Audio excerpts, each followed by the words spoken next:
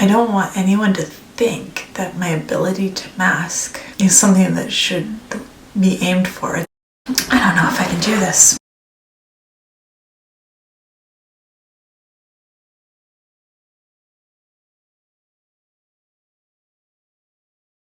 I made this whole video, and really when I made it initially, I thought that it was mostly about sharing my own personal experience. I was going to stop there. After editing it, re-editing it, and uploading it, it just didn't feel right. It didn't feel finished. And so I stopped and deleted that video, which is the video that you're about to see. But I felt like it needed more. The first thing that I felt like it needed is I needed to start by saying how thankful I am now to be alive. I am thankful that 20 years ago this January, I failed when I tried to kill myself. I am thankful for that every day. I'm thankful that I got to finish growing up and that I got married, that I have 5 children and a husband, and that I got a chance to know all of them and love all of them and go on having this sometimes chaotic but wonderful life that we have together. In the midst of a very dark time, I didn't see how that could be possible. Throughout this video, there are going to be times when there is a hotline number for a national suicide hotline. Please, if you've somehow gotten here because you have any feelings of harming yourself, use that number, because I know it can feel impossibly hard at times and it can feel like it's never going to be better, but there is help. It took me a lot of different antidepressants to find the right antidepressant that makes my brain happy. And one of the reasons that I like to talk about depression is because I feel like that stigma needs to be gone. Because literally for me, the difference between depression and not depression is medication. And it's as simple as that for me. I know it's not that way for everybody, but I can eat perfectly, I can get tons of exercise, and the chemistry in my brain just isn't right without a little extra help. Now, on to this video, which I think discusses a really important topic. It is undeniably true that many autistic people struggle with depression. And that is why this topic is so important to me, both because it hits so very close to home and because it's so important to our community. One of the things that kind of bugs me is that when a lot of people hear about my diagnosis, sometimes doctor-like people, a lot of times the reaction is to talk about how well I've done. A lot of times the word high functioning is used. A lot of times the word Asperger's is used, even though it's no longer a diagnosis. A lot of times I get congratulated on how well I have done and how well I function in the world. And I realize that I am able to carry myself and present myself in a way to the outside world that looks very put together. I'm able to get myself and my kids to, heck, it used to be over 300 appointments a year, and I can push myself very, very, very hard in terms of being really uncomfortable and in a lot of pain, and just keep going through that and just ignore it. And I'm not sure that's a good thing, but that's not even really what I want to talk about. I guess in a way, what I want to talk about is it makes me uncomfortable when people hear my diagnosis of being autistic and having ADHD and anxiety and look at the way that I hold myself together as any kind of success. I feel like they're looking at my mask, my ability to mask, as the measure of success. And I feel like masking almost killed me a few times. I don't want anyone to think that my ability to mask is something that should be aimed for. It's almost like I don't know how not to mask because I always have pushed myself hard. I've always been a perfectionist. I'm not really sure how not to mask.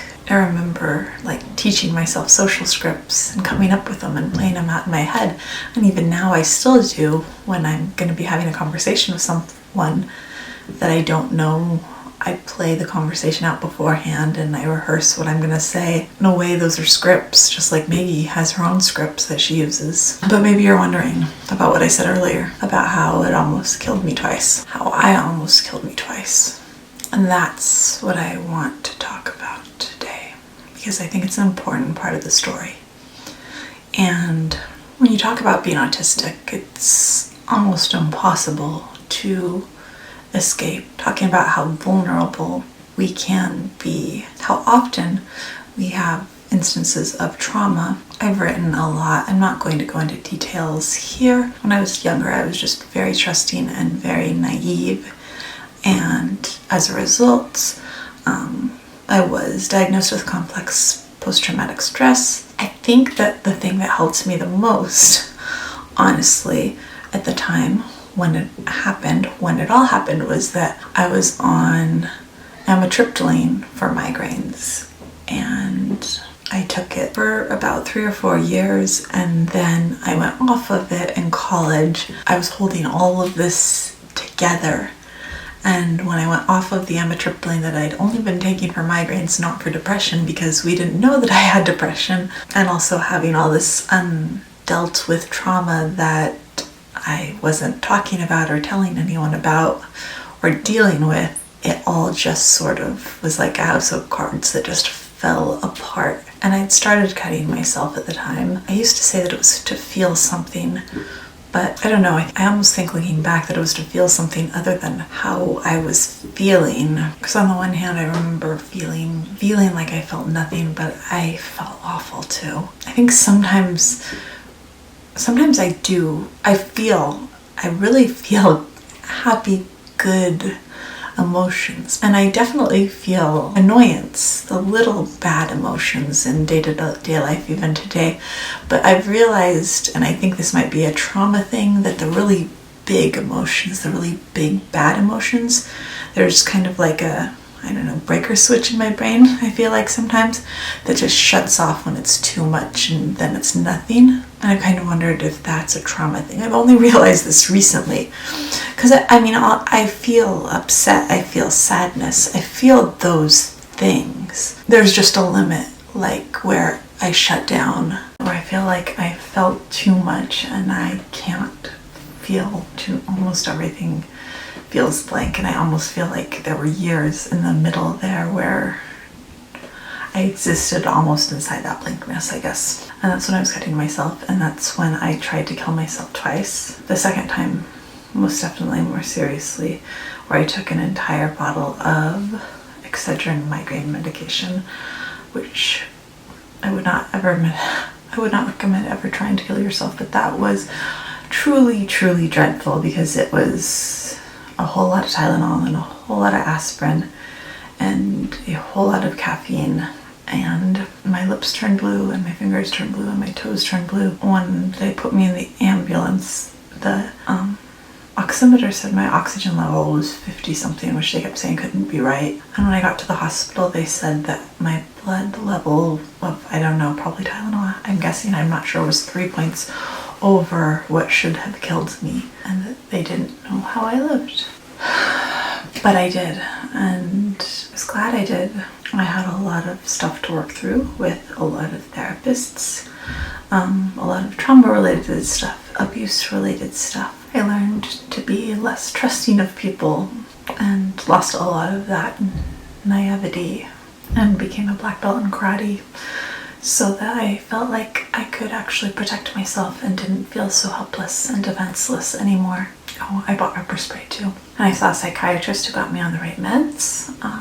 It took a while. And I saw a therapist for like 3 years, every week. He told me to trust my instincts about people. Life got better. But the reason I bring this up, the reason I tell that story, is because through all that, I was masking. Through the beginning part, when all that trauma stuff was going on, I was co-valedictorian, I was a cheerleader, I was National Scholarship Association, California Scholarship Federation, I was getting 4.0s, I was doing dance, I was doing every single extracurricular thing that I possibly could, and I was making everything look as perfect as I possibly could, because I wanted it all to be perfect for college, so that it would all look perfect on my college applications. And that was, for me, that's what I wanted. It wasn't like anyone else was pushing me to do that. So masking.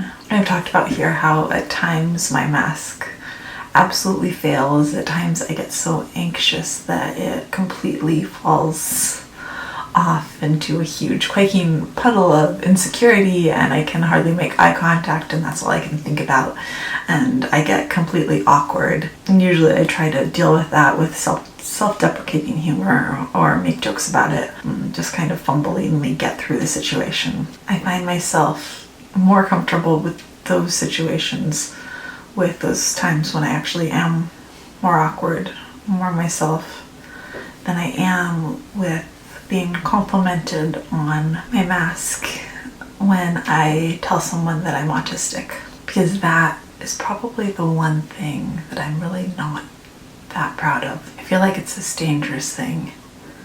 I feel like it has cost me a great deal psychologically. I feel lucky to have survived trying to fit in, trying to be like everyone else, forcing eye contact, which I can't help but do now. I do it automatically, but all of these things that I taught myself, this mask that I created for myself, and I know the strain that it has put on myself, and how absolutely depressed and vulnerable it has made me at various times in my life. Right now, my depression is fairly well controlled. My doctor just upped my depression meds again. The stress of everything that's going on right now.